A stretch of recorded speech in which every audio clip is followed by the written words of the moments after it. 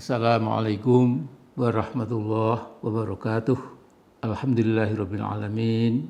Wassalatu wassalamu ala asyrafil anbiya'i wal mursalin wa ala alihi wa sahbihi ajmain. Amma ba'd. Saudaraku sebangsa setanah air. Jadi tema video singkat saya ini adalah kita harus bantu Rocky Gerung. Nah, heboh kritik Rocky Gerung yang terlalu tajam kepada Jokowi dengan ungkapan yang kurang lazim dengan 3 istilah B, T, P itu pengecut, akhirnya akan dibawa ke meja hijau. Di negara kita pada era Jokowi berkuasa, kita tahu bahwa politisasi hukum sudah jadi bagian integral kebijakan-kebijakan Jokowi. Tetapi intinya ada 3. Pertama, dalam menerapkan keadilan, pisau hukum jadi tumpul ke atas dan tajam ke bawah. Ini pameo yang sudah puluhan tahun barangkali. Kemudian yang kedua, pisau hukum juga tumpul ke konco-konco Jokowi, namun tajam ke orang-orang yang beroposisi pada rezim pimpinan Jokowi. Dan ketiga, Markus atau maklar khusus kasus-kasus hukum dijadikan tambang emas oleh para pencoleng petugas hukum dengan sogokan, dengan tekanan segala macam.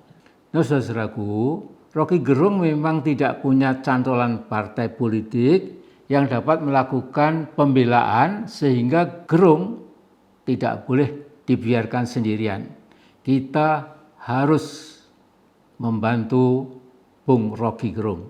Nah, yang jelas jab-jab politik Rocky Gerung selama ini paling sering dilontarkan lewat FNN, Forum News Network.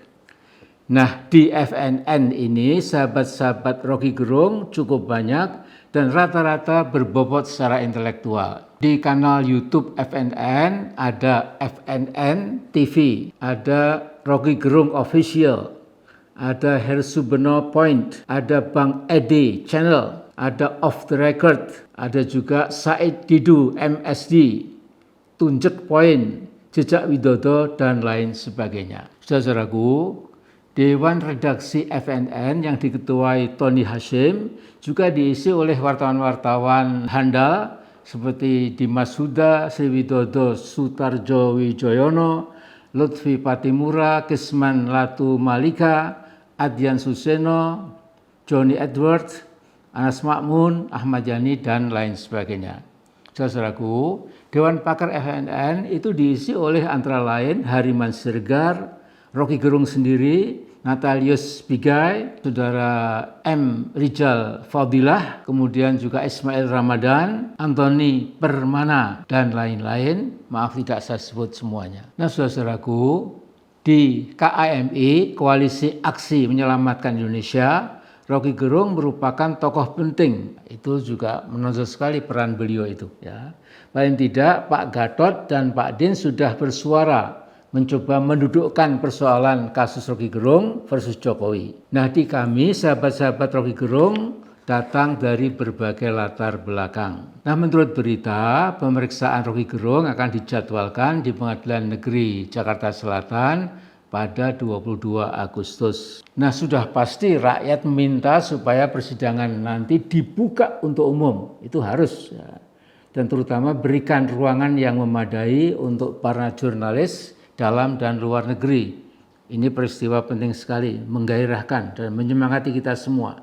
Nah, mudah-mudahan para tokoh FNN dan juga para tokoh KAMI segera menyusun tim pembela yang terdiri dari para advokat dan lawyers yang berakal sehat dan berhati nurani. Saudaraku, dalam dunia politik memang sering terjadi surprise atau kejutan. Siapa mengira dari pukulan telak Rocky yang diarahkan ke pemimpinan puncak rezim yang masih berkuasa sampai 13 bulan lagi, suasana politik nasional tiba-tiba berubah secara lebih menggairahkan. Buat orang yang percaya pada kekuasaan Allah SWT, tidak ada peristiwa atau kejadian di dunia yang fana ini tanpa adanya kehendak Allah Subhanahu wa taala. Al-Qur'an menggambarkan wa ma romaita id romaita walakinnallaha roma. Artinya bukanlah engkau yang melempar tatkala kau melempar, tetapi Allah lah yang sejatinya melempar. Nah, bagi sementara orang yang sudah a priori pada Rocky Gerung dan menyimpulkan dia enggak beragama, dia hanya menggunakan otaknya saja, kurang ini, kurang itu, dan lain-lain, ya silahkan. Namun sikap seperti ini tentu tidak bijak.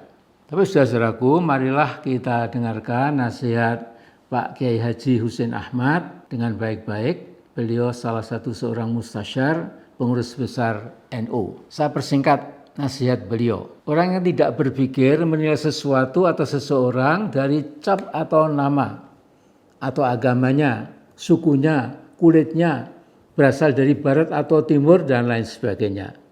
Sedangkan orang yang berpikir atau berakal, yang dinilai adalah isinya atau esensinya. Bukan siapa dia, dari mana asalnya, dari negara mana dia berasal, dan lain sebagainya. Nah, Pak Husein Ahmad, Pak Kiai kita, mengutip pendapat Imam Al-Ghazali yang mengatakan, al-aqilu man nadoro arwahal asya wa haqaiqaha wa la yaghtarru bisuwariha. Orang berakal menilai segala sesuatu dari esensinya, tidak terpaku atau tertipu oleh rupa atau kulitnya. Sementara Imam Sakhawi mengatakan, khudil hikmata wa la yadurruka min ayyi ain kharajat. Jadi ambillah hikmah atau wisdom atau kearifan dari manapun ia datang. Dan last but not least dari al-maqasid al-hasanah. Kearifan, kebenaran, hikmah adalah milik orang beriman. Maka dimanapun dia menemukannya, maka dia lebih berhak mengambilnya. Yakni al-hikmatu dhalatul mu'min haitsu wajadaha fahuwa ahaqqu biha. Nah, sekarang yang mulia Pengadilan Negeri Jakarta Selatan, mohon perhatikan peringatan Pak Susno Duaji, tokoh kawakan kepolisian yang sangat jelas sikapnya, tegas dan menarik. Kalau mau menjerat Rocky dengan Undang-Undang ITE, kata Pak Susno Duaji, Undang-Undang ITE itu keranjang sampah. Ini ekstrim sekali, radikal. Kemudian Pak Susno Duaji juga mengingatkan prinsip hukum yang dikenal sebagai nullum delictum nulla puna sine previa lege punali. Cuma artinya lebih kurang tidak ada delik, tidak ada pidana tanpa peraturan terlebih dahulu. Karena itu, Brother Rocky, be firm and confident. May Allah bless you and keep you. Millions and millions of Indonesian people are behind you. Saya kira seperti itu dulu, saudaraku. Mohon maaf kalau ada yang nggak berkenan. Assalamualaikum warahmatullahi wabarakatuh.